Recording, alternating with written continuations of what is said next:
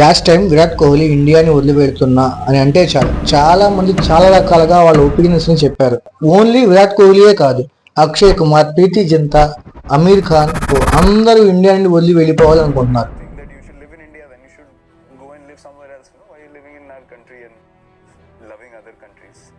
అలా ఎందుకు అనుకుంటున్నారు? ట్యాక్స్ వల్ల, రోడ్స్ గురించా, లేదా కరప్షన్ గురించా? రిచ్ పీపుల్ అన్నారంటే ఓకే, మరి మిడిల్ క్లాస్ సిచ్యువేషన్ ఏంటి? అందరూ ఇండియా నుంచి వెళ్ళాలని ఎందుకు డిసైడ్ అవుతున్నారు? ఈ టాపిక్ చాలా సెన్సిబుల్ అయినా కొంచెం ధైర్యం చేసి ఈ టాపిక్ గురించి మాట్లాడుతున్నాను. సో లేట్ చేయకుండా వీడియో స్టార్ట్ చేద్దాం. ఈ మధ్య ఎక్కడికి వెళ్ళినా ఒకటే యుఎస్ వెళ్ళాలి, కెనడా వెళ్ళాలి, అబ్రాడ్ లో సెటిల్ అవ్వాలి. అందరూ బయటికి చెప్పకపోయినా వాళ్ళ మైండ్ లో సైలెంట్ గా ఇదే రన్ అవుతూ ఉంటుంది. ఇండియాలో పుట్టిన ఒక కామన్ మ్యాన్ లైఫ్ ఎలా ఉంటుందో మనందరూ తెలుసు. స్కూల్లో ప్రెషర్, కాలేజీలో కాంపిటీషన్, పైగా ఇండియాలో ఎంబీబీఎస్ చదవడానికి అయ్యే ఖర్చు సుమారు 50 నుంచి 80 లక్షలు. అదే ఉక్రెయిన్, న్యూజిలాండ్ లాంటి దేశాల్లో అదే ఎంబీబీఎస్ చదవడానికి అయ్యే ఖర్చు 30 నుంచి 45 లక్షలు. With room rent, food expenses. అక్కడికి వెళ్ళాక ఏదో ఒక పార్ట్ టైం జాబ్ చేసి చదువుకుంటారు. అదే ఎక్కడైతే కనీసం తిన్న ప్లేట్ కూడా తీయరు. కానీ ఇండియా నుంచి వెళ్ళిపోవాలని మాత్రం డిసైడ్ అవుతారు.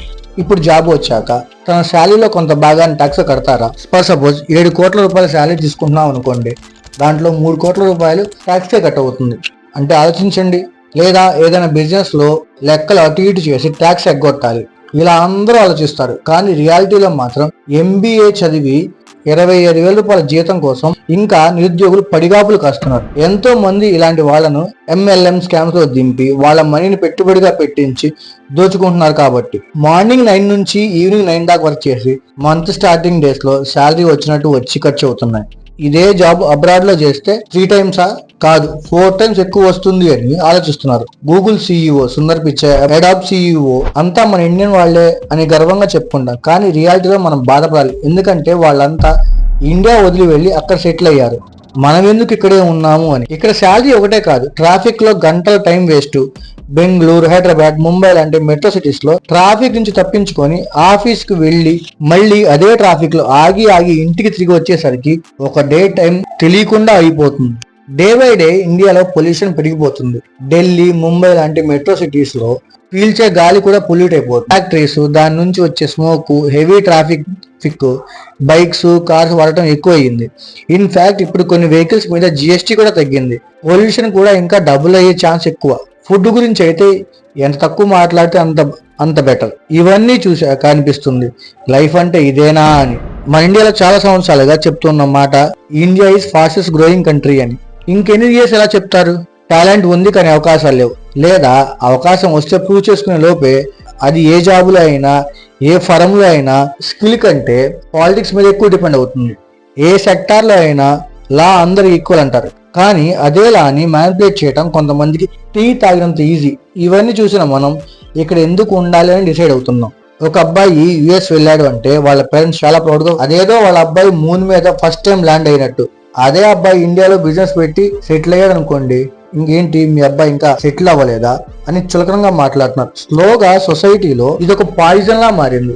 అబ్రాడ్ లో సెటిల్ అయ్యాడు అంటే సక్సెస్ అయ్యాడని, అక్కడ ఏం చేస్తాడు ఏందని ఎవ్వరికి అక్కర్లేదు. Abroad is equal to success. కానీ ఎప్పుడైనా అబ్రాడ్ వెళ్ళి వచ్చిన వారిని అడగండి వాళ్ళు ఏం మిస్ అయ్యారు అని. వాళ్ళు చెప్పే ఫస్ట్ మాట ఒంటరితనం, పెంచి పెద్ద చేసిన అమ్మా నాన్నలకు దూరంగా ఉండటం. పండగలు అందరూ కలిసి జరుపుకుంటారు. అలాంటి చిన్న చిన్న సంతోషాలు, వీసా టెన్షన్స్, జాబ్ పోతే ఇండియా వెళ్ళి ఏం చెయ్యాలి, వాళ్ళకి ఏం చెప్పాలి అని టెన్షన్ తో ప్రతి సెకండ్ భయంతో బతుకుతుంటారు. ఇండియాని అందరూ వదిలి వెళ్ళాలనుకుంటారు. కానీ ఈ మధ్య ఇండియాలో ఒక చేంజ్ స్టార్ట్ అయింది. ఇండియాలో చిన్నగా ఓన్ బిజినెస్ స్టార్ట్ అయ్యాయి. వాళ్ళని వాళ్ళు క్రియేటర్స్ గా మార్చుకుంటున్నారు. ఇంకొంతమంది స్పిరిచువల్ అండ్ పీస్ఫుల్ లైఫ్ ని చూస్ చేస్తున్నారు. ఇండియాలో ఆపర్చునిటీస్ చాలా ఉన్నాయి, కానీ స్ట్రాంగ్ గా నిలబడగలగాలి. అలా నిలబడితే ఇండియాలోనే ఫ్యూచర్ ఉంది. Make in India, made in India అని ఊరికే చెప్పలేదు.